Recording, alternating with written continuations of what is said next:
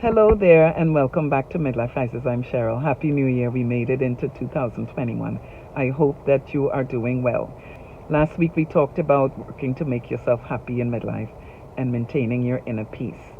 This week I'd like to talk to you about being able to identify the components that's interrupting that, and while you're doing that, to respect yourself and others around. Okay, so don't go away.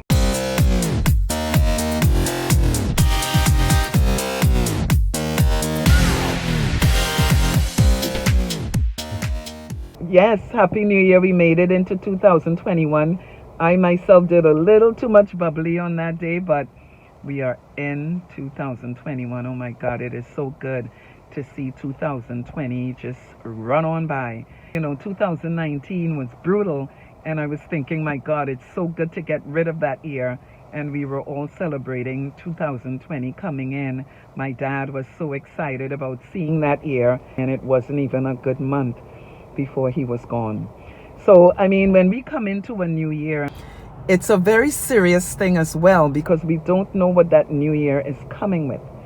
We can't live in fear, but when we say Happy New Year, it's also a very uneasy time because we don't know what that year is coming with, just like 2020. But staying on a positive note, we've got to keep the faith and just hope that things will go the way it's supposed to. So I don't know what your New Year's resolution is, but I want to talk to you today about the components on your happiness. We have a tendency when we're not happy to not deal with it head on. Some of us, look to alcohol, to drugs. We look at people that are around who look remotely happy. We look to take these routes to soothe our internal wounds. We don't know what the next person is going through, and so it's not really fair to do that, although we do it. I'm here to talk to you today to be able to sit and identify what it is that's really bothering you. Try to take it apart, write it down. Just do what you can to start to identify with what is really causing the discomforts in your life. Because we all have them, but we all have different ways of dealing with it. And it is not a good idea to look to see who you can take that out on, because it's not going to go away. Changes are happening all the time, and we all have crosses to bear. So don't look at the other person and think, oh, that person is looking so happy. I'm in a position to torture them, and so I'm going to do that. Because when you take that route, you suffer the consequences. The way to finding your inner peace is not by trying to take away the next person's. That is not the way it works. What will happen is it will double up, because you do not do these things and get away with it. I've never seen it, and if it does happen, it would be the absolute first time. You do good things and good things happen to you. That's how I know it. Whatever insecurities, whatever you're battling with, try to identify with it and deal with it the right way. The pandemic is causing crazy behaviors. If you're in control, or if you feel you're in control, do not take that route.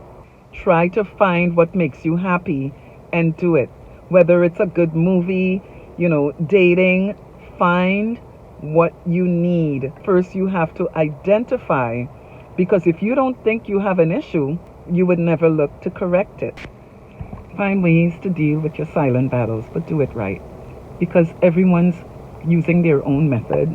Everyone is dealing with something, and it's not right for you to just sit back and feel that you understand what the next person is doing or what the next person is going through. You cannot tell by just looking at someone. And what you're doing, when it comes back to you, it's not going to be comfortable. I'm telling you what I know.